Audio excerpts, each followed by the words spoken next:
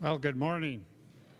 Good morning to everyone on this first Sunday of March as we explore our UU principles here in the sanctuary, on Zoom, or those of you who watch this later on our archives. So we're glad to be with you for another day of reflection and introspection. I'm Dave Bianchi, your worship associate today. We're going to be sharing with you today reflections on our UU principles 5 through 7, plus maybe a little more. So sharing with us today, by the magic of Zoom, will be the Reverend Justine Sullivan, a good friend of Karen's, Reverend Karen's. Now, Reverend Sullivan spent 20 years as a social worker and psychotherapist prior to becoming a minister. She's currently serving as an interim minister in Brunswick, Maine. I had to look that up.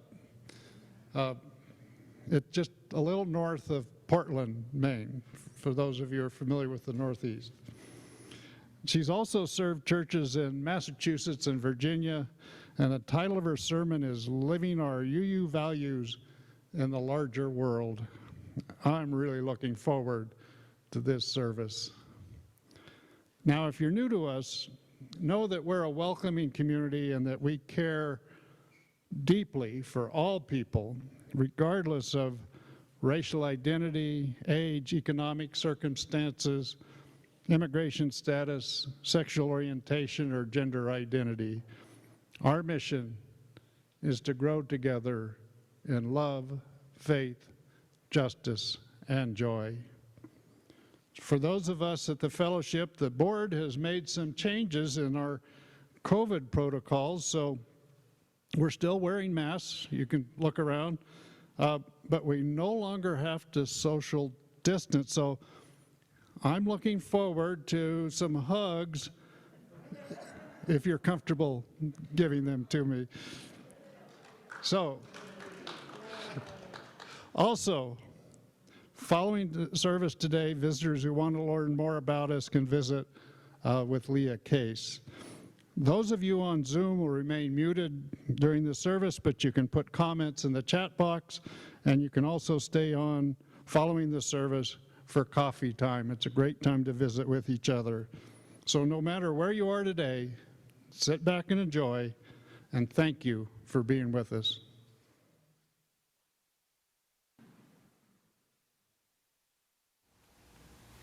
Well, back in 2013, I was living in Petaluma, California in Sonoma County and having a really hard time. I had had a car accident with varied injuries after having slid off a cliff at Big Sur and tumbled in my car for 800 feet. So pretty dramatic car accident. And then 2012, I had neurosurgery. All this to say that I was in a pretty bad state and feeling very alone. And I have a very good friend in New York who we speak weekly. She belongs to a wonderful church called Middle Church in Lower Manhattan in East Village. She knew that I was searching, really searching for a community. And she called me up on a Thursday, I have it on my calendar, and told me about Unitarian Universalists. There was a congregation in Petaluma, and that they had a coffee hour before service. So knowing that I didn't know anyone, I bake, and I like to cook things. So I baked muffins, and I thought, okay, I'll walk in with these muffins, and either I'll have to make a connection by saying, where can I put these, or someone will come to me. And someone came to me, a wonderful woman by the name of Ginny, and I became very much a part of that community. And they got me out of where I was. I had tubes in my car.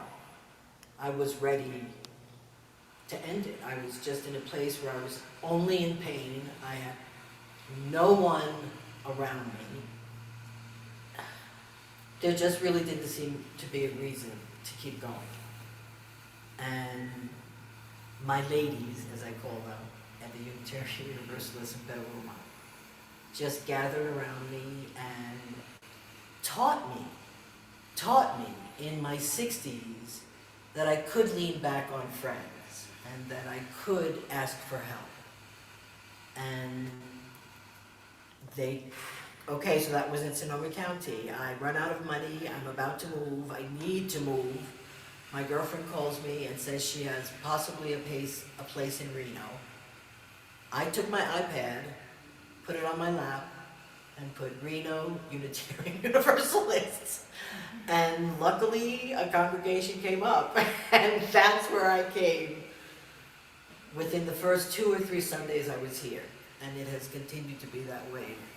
The UUFNN has helped me physically, practically, financially, I'm alone here, basically, but I'm not. I'm not alone here. I'm in the UUFNN family, and that is a powerful thing.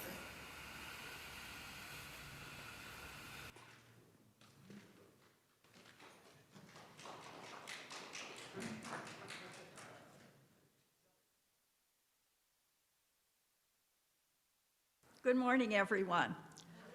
I'm Betty Holtz and a member of the Stewardship Committee. According to the calendar, spring is here. Groundhog's Day and Valentine's Day have passed, and daylight savings time is going to come soon, as well as Easter. Spring is also the time of the fellowship campaign at the Unitarian Universalist Fellowship. I want to personally thank everyone who has already made a pledge, and many of you here have, and so you are part of that person. I may not personally be able to do that, but I can do it from the microphone. Oh, thank you. We are at the $300,000 level. And so we have much to be proud of. And we have a sum of money still to raise. And those pledges are gradually coming in. So we hope we can reach our goal of $340,000 in the coming weeks, because we need to close this event. The past few Sundays, we've been enlightened by Unitarian Universalist our historical struggle, and a personal search in religion from one of our congregation members. And we've also been learning about the importance of Unitarian Universalist principles. These services have made me think deeply about the special privilege we have. We are Unitarian Universalists. We have religious freedom to search for our own philosophy and religious convictions. This fellowship offers a safe place to do that, and also others are invited to join us. We are a caring and giving community which share with each other and the wider world. And Pat Francis gave us a personal acknowledgement of her struggles and what it means to be a part of our congregation. We thank her for her presentation. Just as in your family, the financial income of the fellowship is a factor that affects the congregational planning for next year. We know in these are uncertain times, but they also have been in the past. This is nothing new. In the 1970s, when we looked at various properties for a permanent home, our financial income was a big consideration as we made our decisions. We understand there are congregants who are having a difficult time and cannot make a financial contribution or commitment at this time, and that's okay. As Chris said a few weeks ago, money talk is uncomfortable. This is not our intention as the Stewardship Committee, but we are here to report our good news as we reach our goals, sometimes in big leaps and sometimes in small steps, and that's okay too. I am grateful for all the gifts that our volunteers and the money that you have given to keep this congregation alive and well. This is an important part of our sharing. And we will try to keep you up to date in the future. We ask, even though you may not be able to make a commitment right now, that we would like to hear from you. We don't like to bug people, so let us know where you are in your decision making, and we'd be happy to hear whatever it is. Thank you.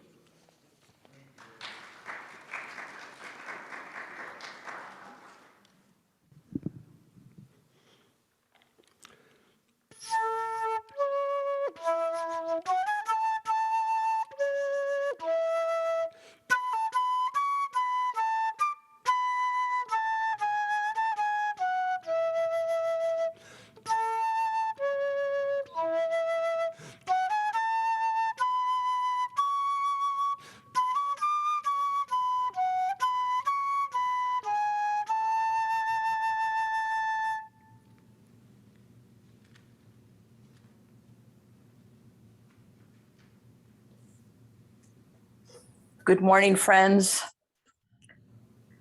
Pat Francis offered, I'm alone here, but I'm really not alone here. And what a beautiful testament to the power of community.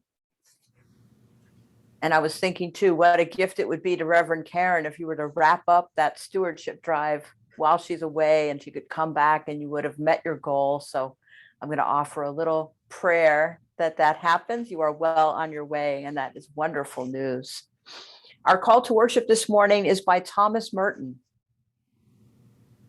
There is something in the very nature of my freedom that inclines me to love, to do good, to dedicate myself to others. I have an instinct that tells me that I am less free when I am living for myself alone.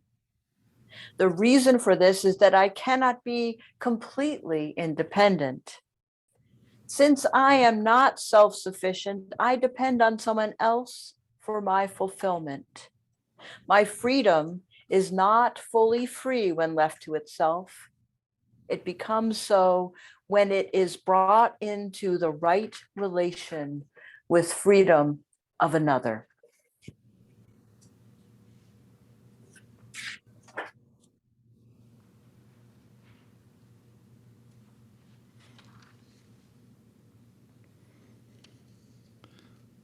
I would invite folks on Zoom to have their candles ready to light their own as we invite someone with 4 names, Billy Lee Dunford Jackson, who is leading the service next week. So this is a little promo for you next week to join us as I read these opening words by Elizabeth McMaster.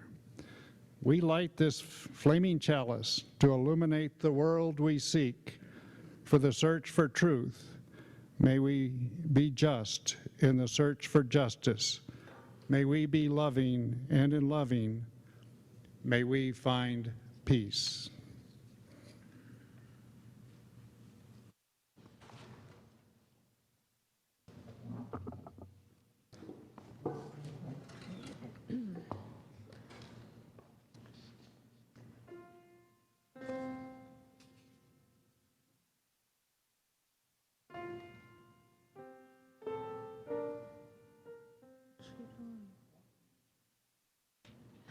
When will the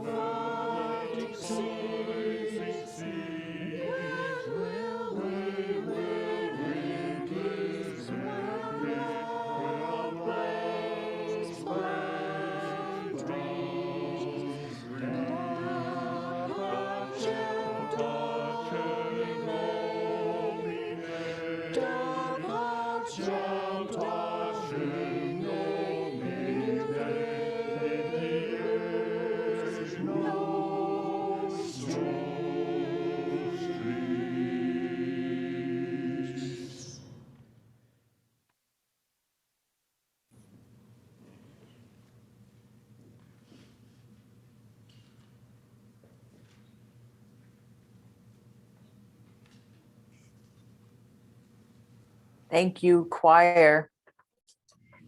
I have a reading this morning by Margaret Wheatley. It's from a piece called The Basic Building Blocks of Life, Relationship. There's something happening to my video here.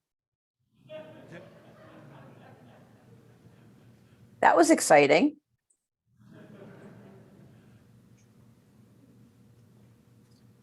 Are we good? All right, so this is a reading by Margaret Wheatley called Relationships, the Basic Building Blocks of Life. The scientific search for the basic building blocks of life has revealed a startling fact. There are none. The deeper that physicists peer into the nature of reality, the only thing they find is relationships. Even subatomic particles do not exist alone. One physicist described neutrons, electrons, etc., as a set of relationships that reach outward to other things. Although physicists still name them as separate, these particles aren't ever visible until they're in relationship with other particles. Everything in the universe is composed of these bundles of potentiality that only manifest their potential in relationship. Here ends our reading.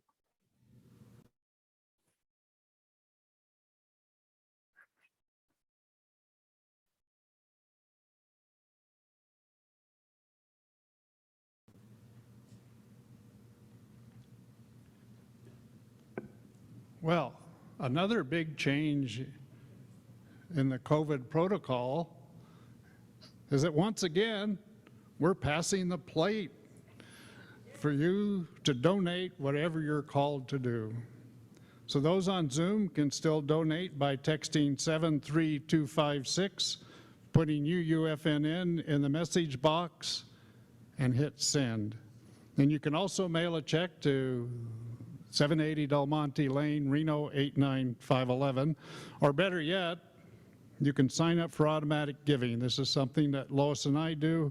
It's really simple and convenient. So each month, we share our plate with a worthy nonprofit that shares our values. And during the month of March, we're going to be sharing with the Northern Nevada Hopes, an organization that our own Katie Fogel works with as a physician assistant. Well, Northern Nevada Hopes, if you're not familiar with it, is dedicated to building a healthier community by providing primary care to those who otherwise would not have access.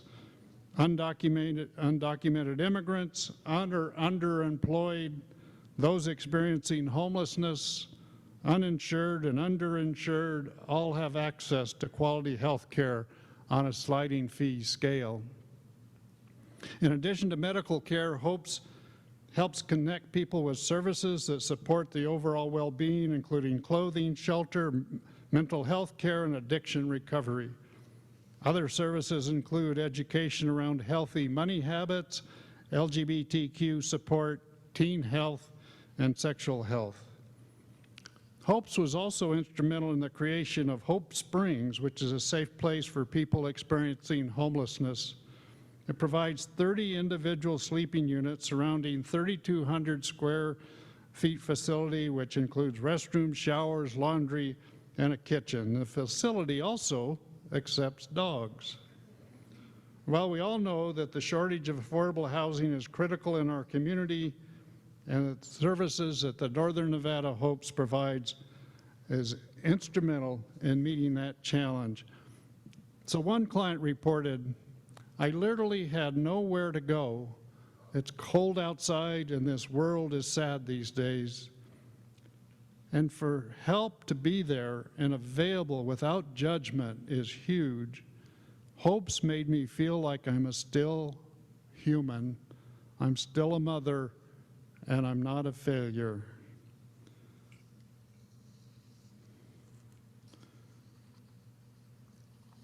Well, I quote, Ellen Johnson Fay. The offering is a sacrament of the Free Church. It is supported by the voluntary generosity of all who join with us. The offering will now be given and received in grateful appreciation of our shared hopes and values, and I thank you for your generosity. Will the ushers please come forward?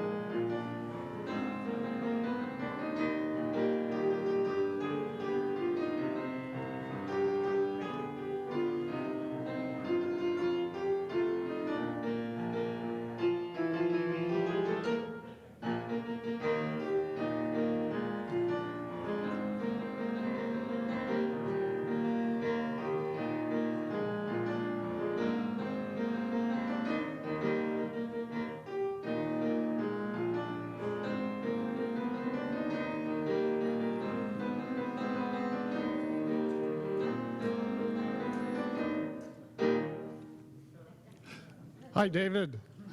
Well, I'd like to bless these offerings to the work of this fellowship, which is helping more people grow in love, faith, justice, and joy.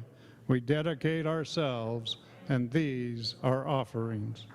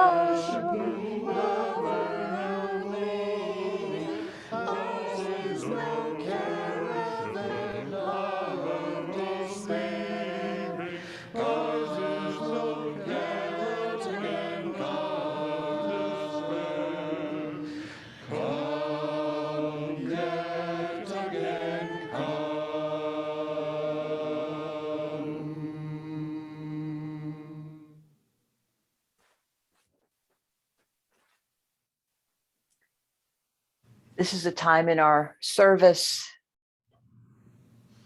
when we are invited to bring forward in our mind those joys and sorrows that are too great to hold on our own. If you are watching at home, you can share your joy or concern in the chat. And if you're in the sanctuary, you can bring it forward in your mind and know that we will hold it with you. I'll offer some words by Thich Nhat Hanh, and then we'll have silence for a bit. From Thich Nhat Hanh. Peace is present right here and now, in ourselves and in everything we do and see. Every breath we take, Every step we take can be filled with peace, joy, and serenity. The question is whether or not we are in touch with it.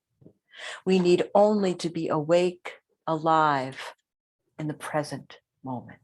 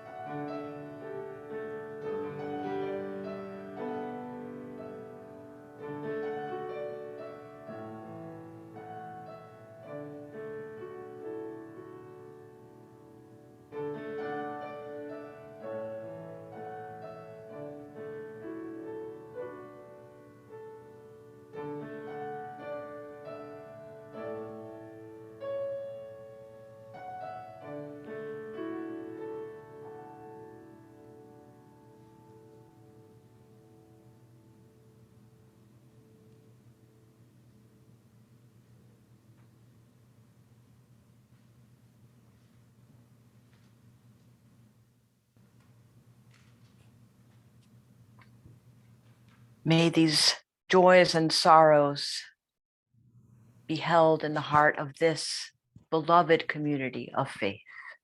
Amen. Blessed be. Ashe.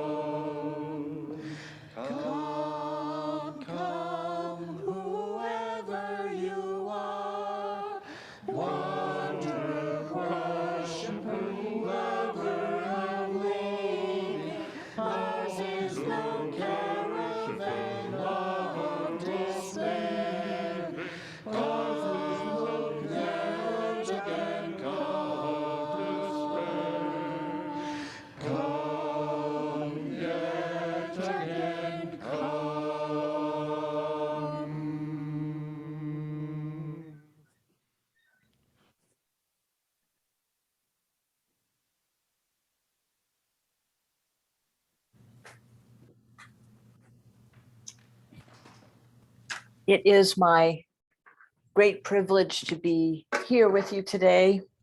And I so wish that I could be there in person, but I'm grateful that technology allows us to be together virtually.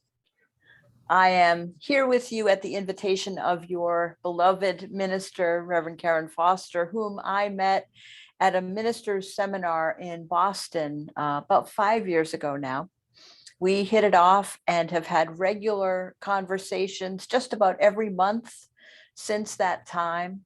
And so even though I have not yet been in your beautiful sanctuary, I feel like I know you. because of the way that Reverend Karen talks about you and your shared ministry with such deep love and respect.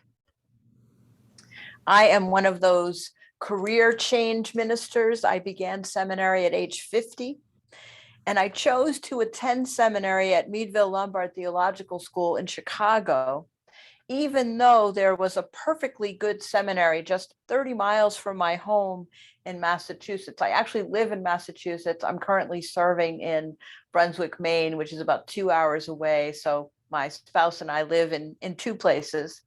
But when I was thinking about seminary, as I said, there was a perfectly good seminary just 30 miles away, several actually. But I wanted to attend a Unitarian Universalist seminary. I didn't know exactly why, but having grown up in a different religious tradition, it felt important to expose myself as much as I could to Unitarian Universalist teachings and history and philosophy. One of the most powerful experiences I had during seminary occurred in my very first weekend there. We newly entering students got on a bus and traveled to a Chicago neighborhood known as Little Village. Like so many communities in America, it had suffered from urban blight. A factory that had once provided good paying jobs had closed, crime increased, immigrants moved into the area because it was affordable, and because the residents there were immigrants, their interests and concerns and suffering were often overlooked by elected officials. But something happened in Little Village, something good. The people began to organize, and they took legal action against the owners of the factory, working to get them to clean up the mess they had left behind. Hope began to take hold and grow. People started taking care of their property and yards, sweeping the sidewalks in front of their homes, planting flowers. And what had once been an ugly, neglected corner of an old industrial city became a flourishing community. I was staying with some friends in Chicago, and they had invited a neighbor to join us for dinner. And at dinner, I excitedly told the story of what I had experienced in Little Village. And the neighbor asked, "What does that have to do with ministry?" What does that have to do with this ministry? Walking around in the hot sun, talking to community organizers. She was expecting, I guess, that I would recite passages from the Bible or talk about how to pray in public, how to write a sermon. I was taken aback by the question. I thought it was brilliant that before we learned how to pray or how to preach or how to read the Bible, we learned about the why. Why be a minister? Why have a church or faith community of any kind? It's got to be about more than finding like-minded individuals or reading pretty words or even listening to soul-stirring music. Those are the tools, the paints that we use, but they're not the painting. The picture we are painting, you and I would hope all people of faith, is of the beloved community, a space where all can partake of the gifts of creation. And as long as there is suffering in the world, we are meant to try and heal it. As long as there is injustice in the world, we are called to do all we can to right those wrongs. It's right there in your mission statement. Our mission is to grow in love, faith, justice, and joy. You at UUFNN are working to bend the moral arc toward justice, making justice and love manifest in the world, doing your part. You have a purpose beyond caring for yourselves and each other, though that is certainly important, that love and care that you offer one another. But your mission includes reaching out beyond your own walls, speaking out against injustice, feeding the hungry, helping to shelter the unhoused, providing sanctuary to immigrants and refugees, taking sides. Yes, siding with love, growing in love, faith, justice, and joy. And so it stands to reason that in order to be able to serve you, to serve a Unitarian Universalist congregation, a minister would need to know something about the suffering in the larger world and its causes and its effects, and to understand something about what would help ease that suffering. Now, I'm not so sure I was quite so eloquent as all that in response to my friend's neighbor, but I've had some time to think about it since that dinner table conversation. And I'm grateful for the question, what does that have to do with ministry? When I am uncertain about what action, if any, to take, I ask myself that question, what does this have to do with ministry? How does this serve our collective mission to grow in love, faith, justice, and joy? I remember one of the first times I attended a Unitarian Universalist service. I arrived early, as most newcomers do. Maybe you all remember the first time you attended a Unitarian Universalist service. And while I was waiting for the service to begin, I looked through the hymnal, wondering if I would find hymns I was familiar with, and wondering and half expecting that there would be something in that hymnal that would signal to me that I did not belong. And then there they were, before the first hymn, right there in black and white, the 7 principles. I read them quickly at first, then more slowly. Oh my goodness, I agreed with all of them.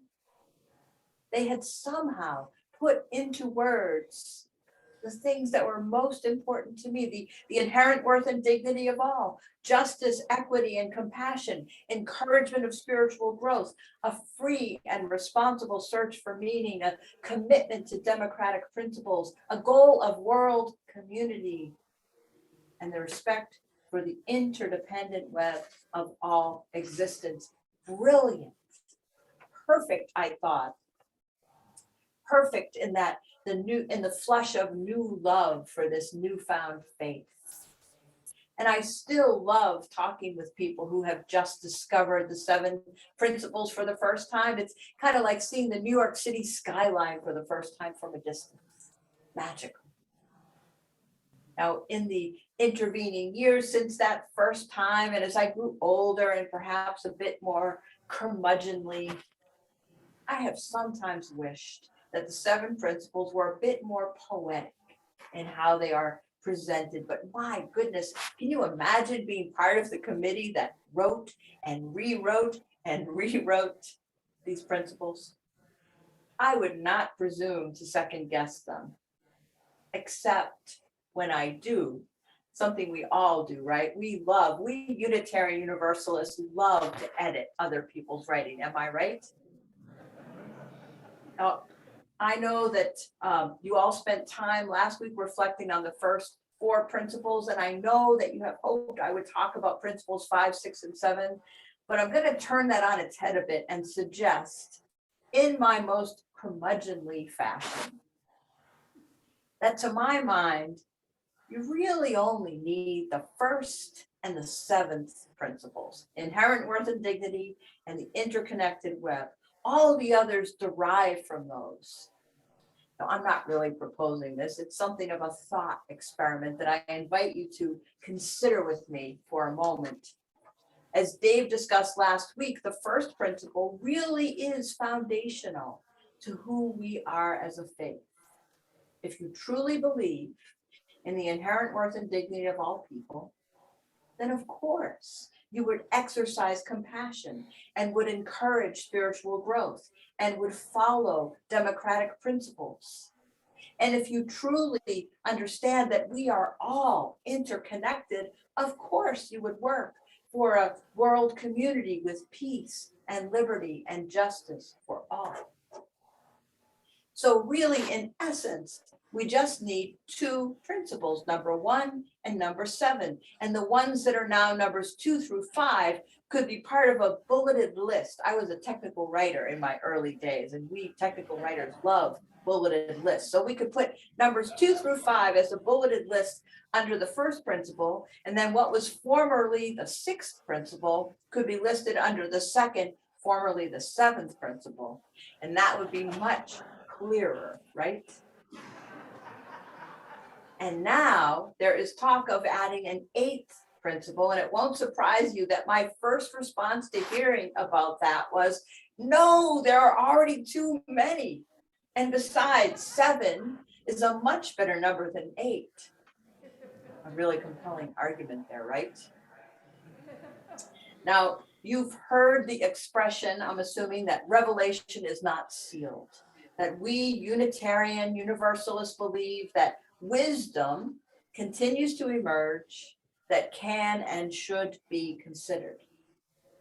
I think that when we say revelation is not sealed, what we really mean is revelation used to not be sealed, but now it is. Now that I have figured everything out, I want it to stay just the way it is. 7 principles are just fine, even though I wish they were a little less wordy, a little more poetic. And even though we probably could express the same thing with just 2 principles, but could we really? Sometimes when we are asked, and I'm imagining that you all have been asked this question, what Unitarian Universalists believe, we point to the 7 principles. But they're not really a statement of belief like some faiths have, like, for example, a belief in a certain kind of deity or beliefs about what happens after death, the role of sin. That's not what the 7 principles are. They are part of a covenant. They are aspirational, and they are about relationship. They are about relationship. And as Margaret Wheatley reminds us, everything that exists is defined by relationship. She writes, even subatomic particles do not exist alone. They aren't even visible until they're in relationship with other particles. In music, it is the silence between the notes that defines the shape of the melody. And it is the spaces between us, our relationships, that define us, that make us something greater than just the sum of our individual parts. I think it was Jamara who talked last week about the 4th principle, the free and responsible search for meaning. We Unitarian Universalists love the free part. The free part is about the individual. But the responsible part of the free and responsible search, the responsible part is about community. No one is free until everyone is free. We, the member congregations of the Unitarian Universalist Association of Congregations, covenant to affirm and promote the inherent worth and dignity of every person, etc. It is through our covenant, delineated in our 7 principles, that we exist as an association of congregations. And we pledge to make these values of caring for each other and for our earth manifest, not just in word, but also in deed, in how we behave in our congregations and in the larger world. Our principles call us to action, to affirm and promote, not just believe in, but live them, share them, demonstrate them, walking the talk. What does all this social justice stuff, all this awareness of exposing ourselves to the world's suffering have to do with ministry? And we all have a ministry in this aching world of ours. You have a ministry. Acknowledging the world's suffering and doing what we can to ease it has everything to do with ministry, with church. We must walk the talk. Now, do we live these values perfectly here at home or out in the world? No. Of course not. Sometimes we fall short, miss the mark, cause harm. This covenant of ours is something that we can call ourselves and each other back to begin again in love. So do we really need an eighth principle? This is the proposed text. It will come up for a vote at a future General Assembly, and it has already been adopted by over 100 of our Unitarian Universalist congregations. Here is the proposed text of the eighth principle. We, the member congregations of the Unitarian Universalist Association, covenant to affirm and promote, so you know that part, journeying towards spiritual wholeness by working to build a diverse, multicultural, beloved community by our actions that accountably dismantle racism and other oppressions in ourselves and in our institutions. It calls us to work to dismantle racism and other oppressions. But do we really need a special principle about racism? I mean, if we believe in the inherent worth and dignity of everyone and the interdependent web and the exercise of the democratic process, doesn't anti-racism already fall under that? We hold these truths to be self-evident, that all men are created equal, that they are endowed by their creator with certain unalienable rights, that among these are life, liberty, and the pursuit of happiness. Those words were written at the founding of this nation, and yet we have had to add more explicit language to secure the rights of women, of people of color, of immigrants. In 2020, our Unitarian Universalist Association released a report called Widening the Circle of Concern. It was published by the Commission on Institutional Change. This commission was created in response to the experiences of many UUs who are part of marginalized communities, particularly people of color. Disappointing, harmful, heartbreaking experiences. Widening the Circle of Concern, in a sermon called The Missing Remnant, Reverend Dr. Sophia Betancourt reminds us that the fabric of our culture is missing essential pieces, essential experiences, cultures, and identities, and she offers that we can create a collective wholeness. We Unitarian Universalists, as products of American culture, have been so focused on individual rights, right? Like the free part of free and responsible. We have been so focused on individual rights. What we need now is a focus on collective liberation. In the chapter in this report on living our values in the world, the Commission writes, our internal work as people of faith is to become more inclusive, equitable, and diverse, while our external work is to be accountable to those most affected by injustice. Our 7 principles call us to do that internal work, but it is the 8th principle that calls for accountability. And I would add, it is Unitarian Universalists of color who wrote the text of this 8th principle and are calling on all congregations and our association to add this 8th principle to our covenant. Frankly, that alone is enough for me to want to support this. My beloveds, remember those people with inherent worth and dignity? My beloveds are asking all Unitarian Universalists to take this action, to make this commitment. My friends, what we do matters, and who we say we are also matters.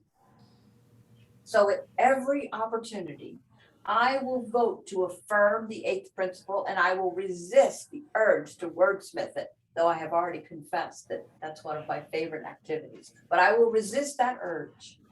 I intend to give full-throated and full-hearted support to this request from my UU siblings of color, not just to say the words, but to do the work in every way that I can to dismantle racism and other forms of oppression from within myself and from the institutions in which I serve, and that includes Unitarian Universalism, to be sure. And that work has everything to do with ministry, mine, yours, and ours. And now we will sing in our hearts, and the choir will lead us in the song, Where Do We Come From?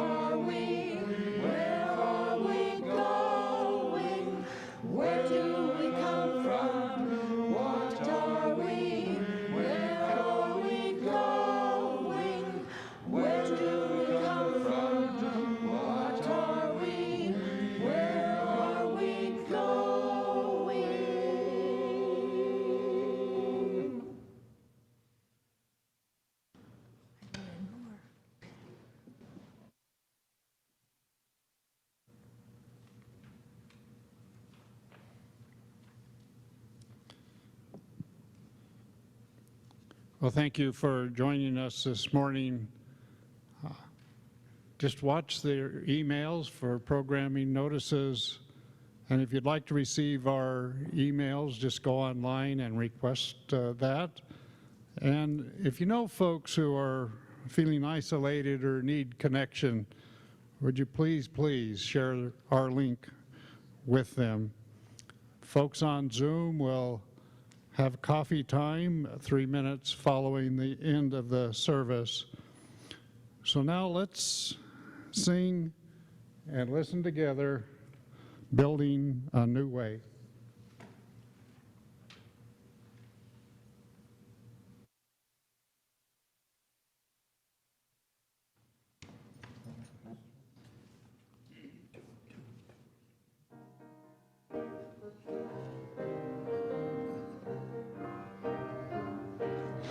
We are building a new way. We are building a new way. We are building a new way, feeling stronger every day. We are building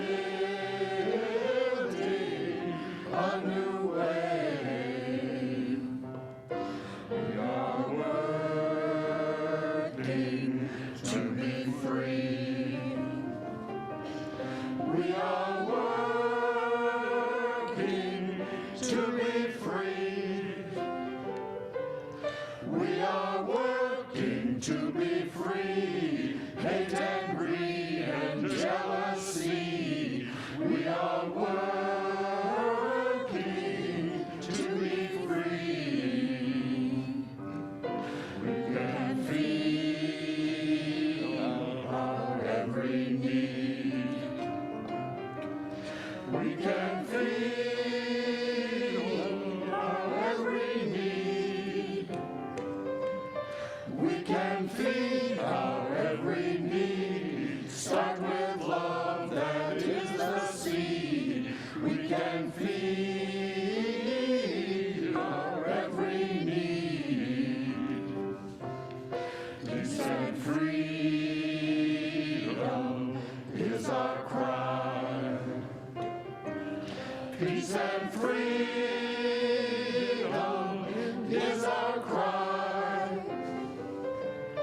Peace and freedom is our cry. Without these, this world will die. Peace and freedom is our cry.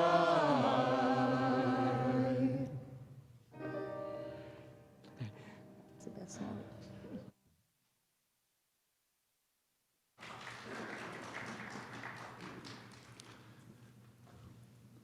We'll hear Reverend Sullivan's benediction in just a couple of minutes. But before we do that, we're missing someone from our choir. We lost one of our beloved choir members.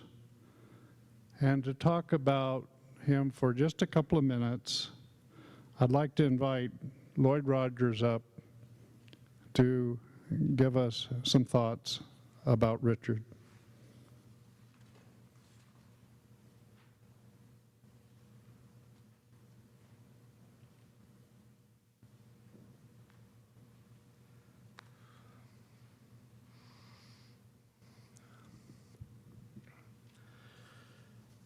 Richard was born in Florida in 1943, but moved to the Chicago area when he was very young.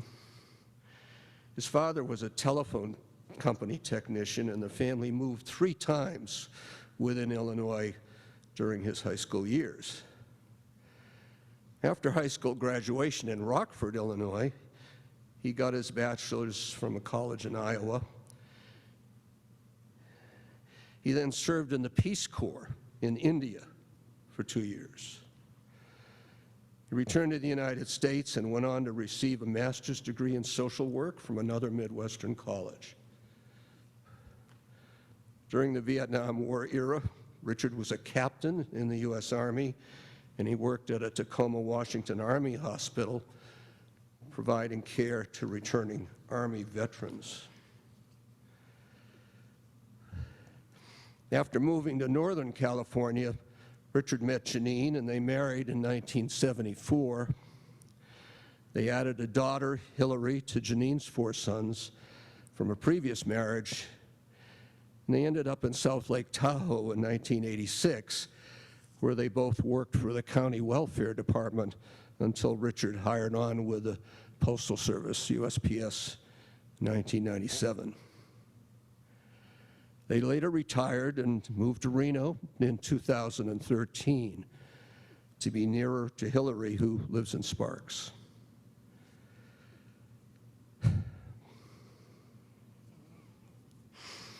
Richard was a committed choral singer throughout his whole life, starting in high school, singing in church choirs and choruses continually through the rest of his life. We were blessed to add his fine baritone bass when he joined our choir in 2014. He became a dear friend. We will miss him dearly. In Richard's memory, we will sing a farewell gift, a beautiful and touching composition written by our own Bill Quinby in 2012, and with which Richard sang with us on several occasions.